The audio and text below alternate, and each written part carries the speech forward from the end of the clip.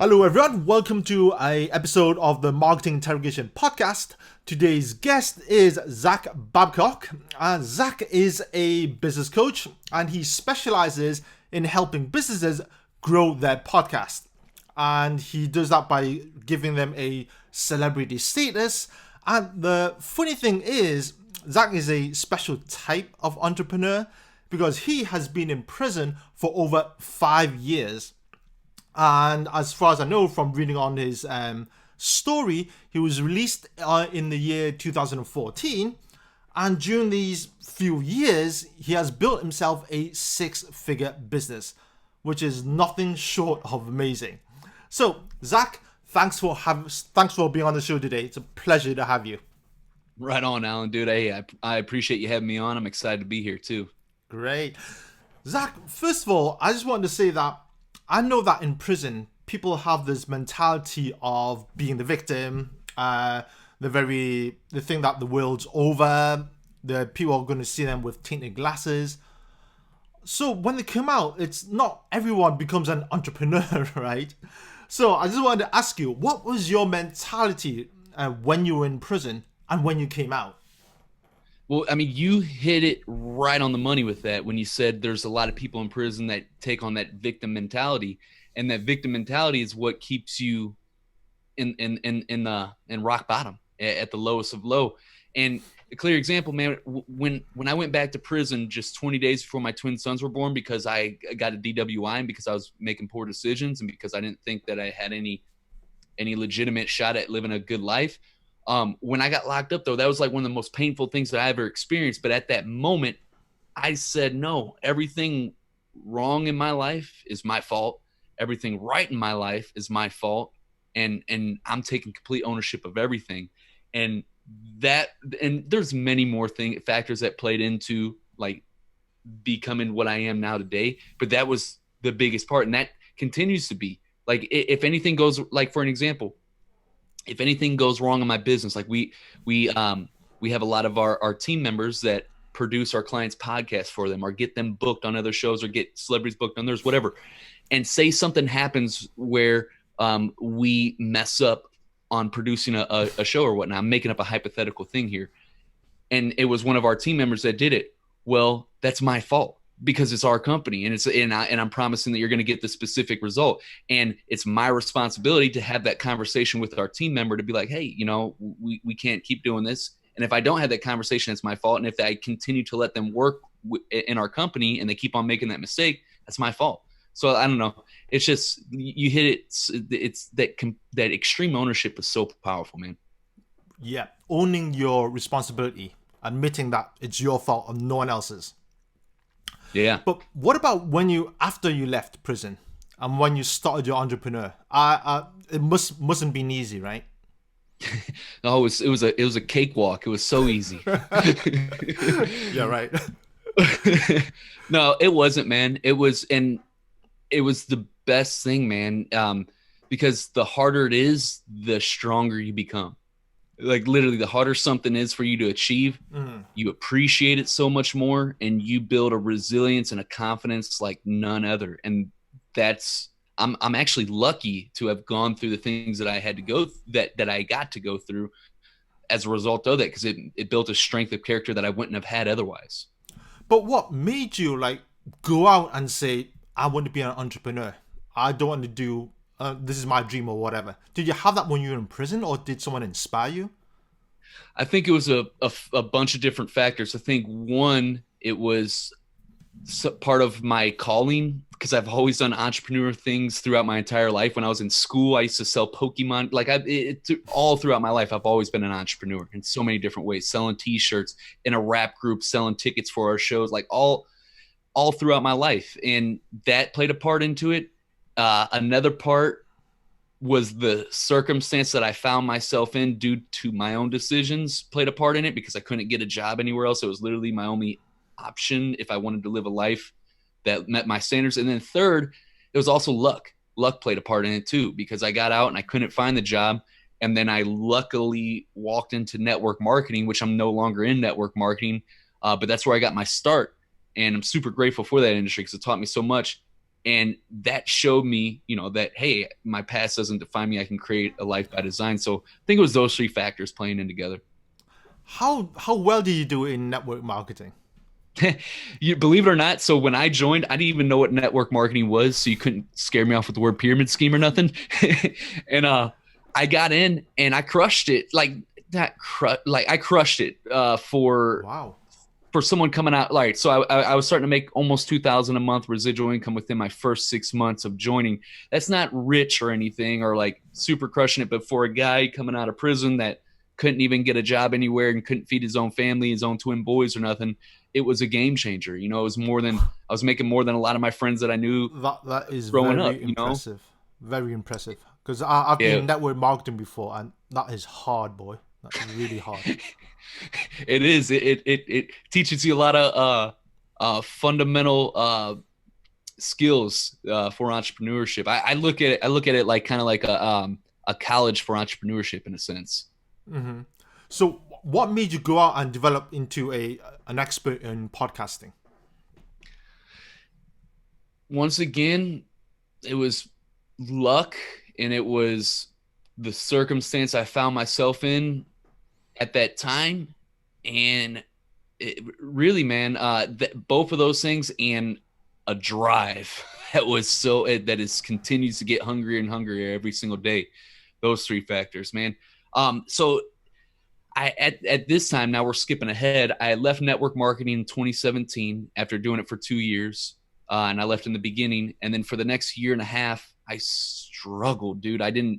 I was trying to become a business coach, but I was broke, didn't know what the heck I was talking about, didn't know anything about marketing, nothing, right? But first wanted to become a life coach and then switch to business. And, this is part of the process of figuring this stuff out. And then I remember, dude, Alan, anytime I tried to collaborate with any entrepreneur, nobody took me seriously. I was just that ex-convict turned entrepreneur afterthought that nobody gave the time of day to. And I was pissed off as a result. Yeah. Because I get it, man. We all make those snap judgments no matter what, because we that's how we're wired for survival. We judge everything that we come into contact with, snap judgments. Now, whether we hold on to that snap judgments or not, it's a different story. But I wasn't going to let those snap judgments keep me in that box. And so I was super extremely frustrated, pissed off, and that's the reason why I decided to launch Underdog Empowerment, because I was at the time, and it's so funny because at the time I was learning about marketing. Now I can't stand the whole funnel hacker community because I just think so many of them are slimy and cheesy, bro. Okay. You're talking about ClickFunnels, right? Yeah, that community, that the actual community, dude. Like if you go into that Facebook group, like I'd say, I don't know, 80 to 90% of the people in that group are just cheesy, slimy, and not real. There's their whole thing is like, you don't have to be an expert, you just got to be a chapter ahead. But no, the guy, they gave that example, the guy in that movie Catch Me If You Can, that was using an example of, hey, the police asked, how did you pull off being a college professor with no degree? It's like, oh, I was just one chapter ahead, I just read one chapter ahead. And they use that in ClickFunnels, saying that you don't have to be a master of something. But guess what, that dude went to prison at the end of that movie, and I've been to prison, and I'm not trying to go back. You know what I'm saying? So my whole philosophy is, man, if you're going to do something, become a true master of it, a true expert. A true expert is someone that takes the time, deliberately practicing something and internalizing that skill set, and then going out and teaching it. And it usually takes around 10,000 hours of true mastery. But I started going down a rabbit hole there. But I was in that ClickFunnels funnel hacker masterclass, and I was watching a module, and Russell Brunson was talking about one of his clients in there. He said that nobody wanted to collaborate with him, and then he launched his show, and it just opened up all these opportunities for him. And I was like, man, I feel that right now because I'm going through the same thing. Like I was like, if anybody feels that, I do, because everybody's laughing at me for trying to be an entrepreneur, and I'm an ex-convict. And so I pulled the trigger, launched the podcast, got it ranked on Apple on day 3. And then a week later had Billie Jean as marketing on the show. And it's just been a crazy spiral of upwards momentum ever since. So It was those factors of luck, sheer grind, drive, motivation, and the circumstance that I found myself in at that time. Let's talk a bit about your failures. Can you tell us about one or two stories of your failures so that the listeners here can learn? Like, what things would you never do again if you started? Man, I don't even know where to start with that question. I seriously, I appreciate them. I feel like I definitely don't feel like I know that I fail way more than the average person. Continue to, because I'm the type of guy, and this can get you in trouble too. You got to find a cool counterbalance, but I'm the type of person that will jump off the cliff and grow wings on the way down.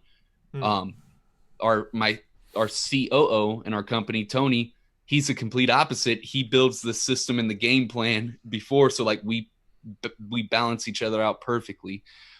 He reins me in, I get him to go. It's like a great partnership. But biggest failure, man. One that I wouldn't recommend. I got there was and I'm grateful for it. But on Christmas Day of 2018, I made a post and I called myself out because before that, I had broken through with my brand with Underdog Empowerment. As soon as I launched it, I started getting all these opportunities, speaking opportunities, audience growing, brand blowing up, getting celebrity interviews, all these great things, right? But at that time, though, I still hadn't put my finger on how the specific problem that I could solve for a specific person. And my messaging wasn't super dialed in yet, and I didn't become a master of my own craft.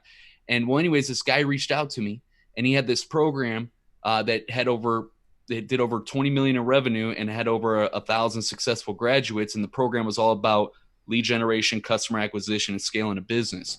All things that I have not done, but we took this program and repurposed it for my audience with me being like the face of it. And we started bringing in clients, but here I am now feeling slimy, feeling like one of those funnel hackers. You know what I mean?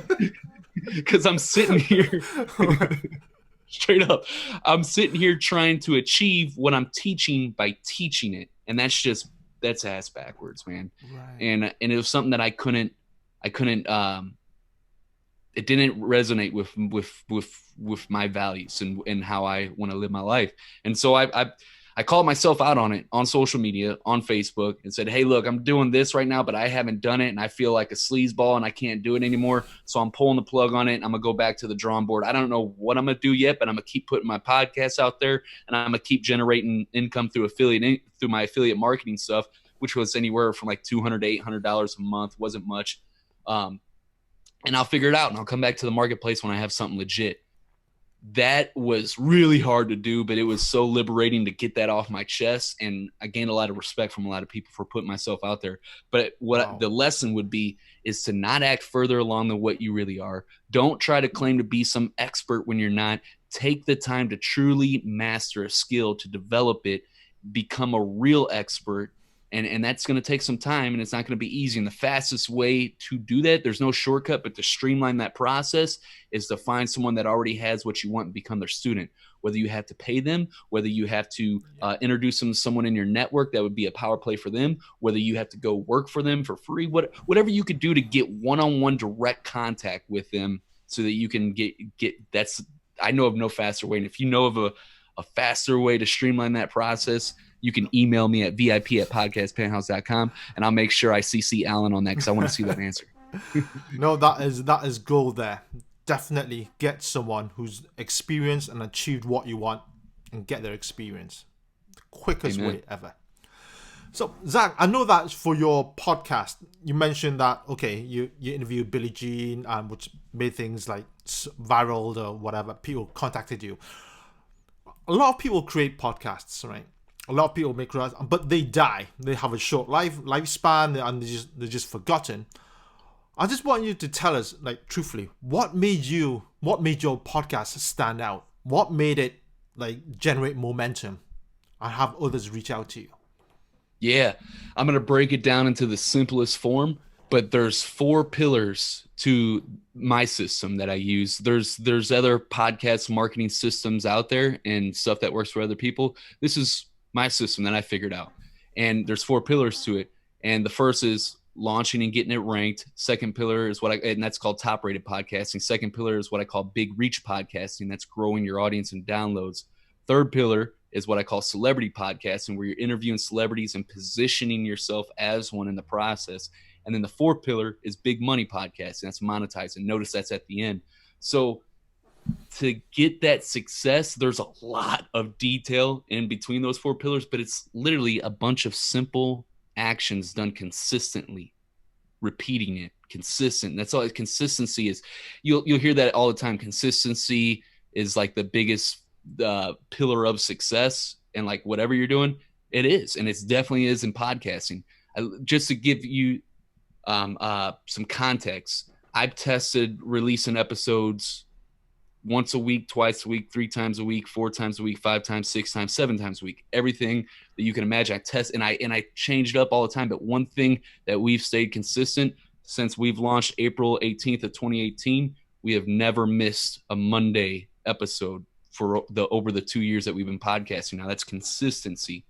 So that's a huge factor. But what it boils down to, before you get into all the sexy stuff, like the ranking on Apple, the growing of your downloads, the interviewing the celebrities, or the making money from your podcast, the most important thing that you could do for your podcast, and the reason why what you're going to do to have long-term success, is to dial in what I call your podcast. I call it the 4 W's. It's your podcast marketing message. Just like in business, you make out your marketing message, right?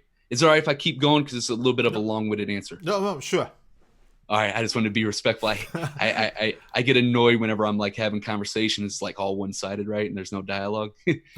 But no, please go ahead. Right on. So the podcast marketing message, the 4 W's.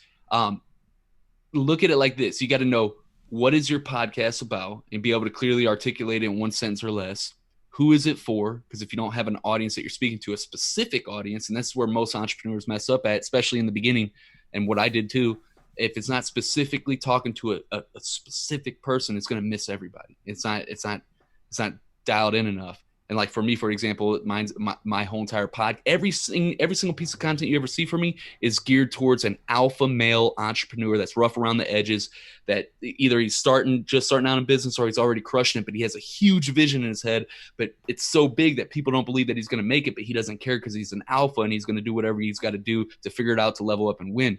Now, notice I said it's all geared towards that person, which is an alpha male entrepreneur that fits that psyche, right? I got so many alpha females in my audience. It doesn't exclude them. I'm just speaking in that way. It's honed in, and that's so important. You hear it all the time, but it is so important in marketing. The third W is, where's your podcast taking them? Obviously, you got to paint a picture that people want, that they desire, and that they have faith in, because if they don't want it, there's no motivation to move towards it. And if they fear the future, they get paralyzed, jammed up, don't take action. But if you articulate a future that they have faith in, it renders them perceptive to change. And then the fourth W is, why should they listen to you, which is really important too, because dude, my podcast is, when you break it down, it's an entrepreneurship podcast. We talk about entrepreneurship topics. It's pretty broad. There are a lot of podcasts out there on entrepreneurship. So why should people listen to me? Or why should people listen to Alan? You know what I mean? So what makes you different? And you could do this in so many different ways. I use my story, and I use it right out the gate in the description of my podcast. Say, from over 5 years in prison to scaling a thriving 6-figure business. My name's Zachary Babcock, and I got a broad perspective from both extremes of life. That makes me unique from most of the podcasts out there. And you might have that too. You might have that extreme one sentence credibility builder sentence. You know what I'm saying? That stark contrast. I went from here to here, or maybe you don't. And then you could figure out, well, let me list off the top 10 podcasts in my space, and that I'm playing in, and then go listen to them. And I'm going to see how they conduct their interviews and how they do their shows. And I'm going to figure out what makes me different. Maybe I'm really polarizing and all these people are really cut and dry and boring. Or maybe I'm really funny and injecting humor, and now I'm educating and entertaining where everybody else is boring. There's a way to figure it out, and you got to figure that out too. You got to figure, it's like your unique selling position in the marketplace.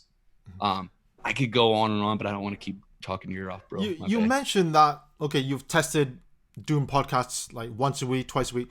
What's the sweet spot?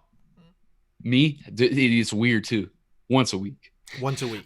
I get more downloads doing once a week, and I it's not a finite answer. But from my testing in the 2 years that I've been doing it, when I release once a week, I get more downloads than when I do if I do twice or 3 times a week or more.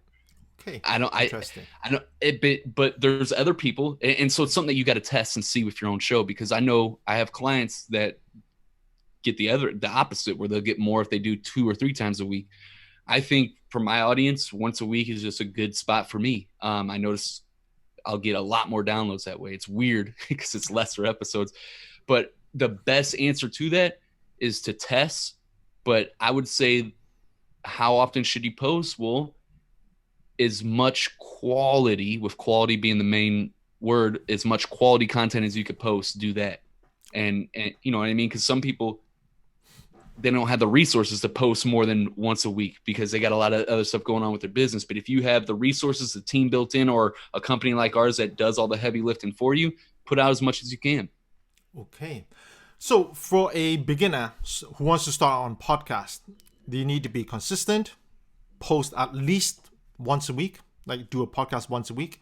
And last thing I'm going to ask you about this, do you recommend them to do their own podcast, as in speak by themselves about, share their expertise, or start interviewing guests right away? Both. Got to do both. And the reason why, so when you interview high level guests, and here's what I would recommend. I would focus more on high level guests. And sorry about that in the background. We got at our office here, we got people that cut the grass. I would recommend doing high level guests as much as you can. I like interviewing people that are in the trenches that aren't super well known, and I'll still do them, but I'll focus more on high level celebrity type guests because I get more downloads when I do it like that. And it creates whenever I'm interviewing people like Grant Cardone, right? Or Andy Frisilla or whoever, right? What that does is I'm aligning my brand with these super high level influential people that my audience looks up to. And then it just makes selling whatever I'm selling 100 times easier. I'm not saying selling stuff is easy. It is once you figure out what it is that you're selling and get good at selling it. But it makes it so much easier when you're constantly doing that with super high level guests. Yeah, man. Right. Zach, let's talk a bit about your program. So I know that you've got a podcasting done for you service as well as the coaching, right? Can you tell us a bit about your done for you program? Because this is quite interesting. I just want you to go over that. Yeah, dude.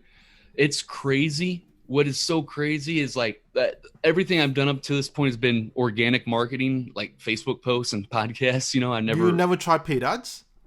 I recently, literally 4 weeks or 5 weeks ago, started paid ads to a webinar, and the webinar led to the podcast course. But before that, no, I built a thriving 6-figure business all organically. Wow. And that's still, we got the ads working where they're profitable, but we're not killing it yet with the ads. But we will. We're going to figure that part out. But literally the bulk of everything comes organically right now. I know eventually it's going to turn into paid ads where we're going with it. But what's crazy though, bro, is I haven't marketed the Done For You podcasting service in like 4 weeks now, and I still generate anywhere from like 2 to 4 sales on it a week because I hit the sweet spot. And the reason why is because I've been running the same offer for over a year now, and it's getting better and it's more dialed in that I know exactly who's the perfect fit for. And we're able to add additional services to it and all this stuff. And so we built out, I used to only do group coaching and then and one-on-one consulting. And then we started offering the Done For You, and that's when the game changer happened. And we started offering like, hey, we'll produce your show. That was one service. And then we'll do the booking. That was the other. But what our perfect clients love is the fact that they're super busy business owners, right?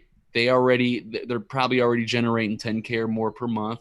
They're crushing it with their business. They just don't have a huge brand yet. And they know that if they have a huge brand and a huge audience, that's going to directly impact the bottom line of their business, and they're going to reach more people. And that's what they're looking for. So they're actively aware of the problem and searching for the solution. That's where we come in, where we offer this awesome.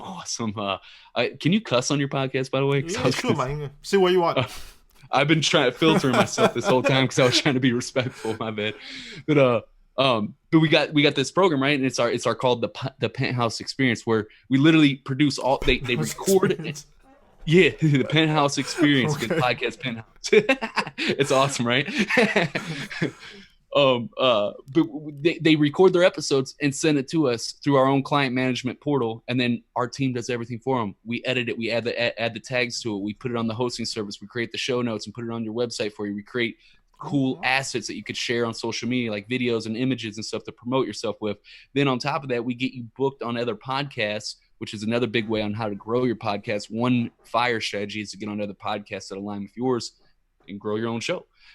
We do that for them, and then we also get celebrities booked on their show for them. So we're doing all this stuff for them, and it allows them to just, hey, show up, record, and then send it to us, and then we do the rest, and then they get to reap all the benefits of the podcast. Wow, that's a huge time saver. Really Yeah, is. yeah, no doubt, man. Yeah. So, okay, last question, Zach. Can you tell us about your routine in business? Do you have a set routine on how you work your business? Yeah, and it's more personal than business. It's like I have a morning routine ritual every single morning, and that is what powers me up every day, and that's my time in the beginning of the day. I'm reading, working out, cold showers, meditating, stretching, stuff like that, that I do every single day, and that powers me up for the day. Um, as far as like a routine, like with the podcasts, I record my episodes and then I upload them to our portal, and then our team takes care of it. And I like to batch produce. So like 1 week, like for example, this week I'm going on a podcast tour. I'm going on 26 podcasts this entire week, back to back to back, all Uh-huh. week long. It's a little uh, uh, exhausting in a good way, but I do that every quarter. You know what I mean? So to answer your question, yes, there is routines, but there's so many different routines, so many different variables that I implement. I set aside creative time every single week because me personally, I'm a creative, I'm a visionary, Right. and I need time to be creative to create. Um, and then I also need time to. You got the exploration phase, and then you got the implementation phase. Exploration is when like you're doing the creative stuff and boom, boom, expand, Yeah. grow, and then implementation is like, all right, we can't focus on all these ideas, we got to implement. I suck at the implementation because I always like creating and stuff, but you got to balance that out. And my COO Tony, I can't give him enough credit, is incredible at reining me in on that aspect. Right. I know you have a team as well. Do you talk to your team members every day or just once a week? How does that work? Once a week we have our client rundown meeting, and then our whole team is on that deal, or most of them. And then me and Tony are, because that dynamic, the visionary and the integrator, or the CEO and the COO, whatever you want to call it, that relationship is such a vital relationship in the company. Not saying that any other position isn't, because all positions are, you need them all to for it to work, but that relationship right there is so important for it to be dialed in, and there's got to be a huge line of communication between the integrator and the visionary. You know what I mean? Because like my responsibilities consist of research and development, mainly relationships, sales, stuff like that. Sales will be passed off more down the road and stuff, but creating that vision, you know what I'm saying, and developing the culture within the organization, things like that.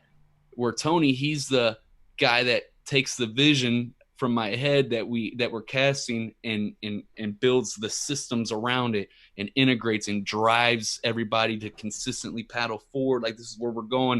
And he's like the leader of the pack, and it's like that relationship has to be, so you have to be what's a good word, you had to be in alignment, you had to be in the same wavelength for it all to rock right. Right. Great. Awesome. Okay, Zach, where should people go to find out more about you and your services? Well, you can hit me up about the services or send me a DM somewhere, but to find out about me, dude, check out the podcast. If you love the if you enjoy listening to podcasts, and if you enjoy this interview, Underdog Empowerment is my podcast. You could check it out on any podcast platform that you listen to podcasts on. But to make it really simple for you guys, you can go to underdogempowerment.com. And right there on the homepage, you might have to scroll down a little bit, but there's a podcast section and there's a red button that says subscribe. You click on that. There's iTunes, Spotify, Google Play, Stitcher, whichever platform that you listen to podcasts on. Hope to see you guys over there. And Alan, I want to thank you again for having me on your podcast, man. It's been I had a blast today. No, thank you, Zach. It's been great, man. Lots of good information. Thank you. Thank you, brother.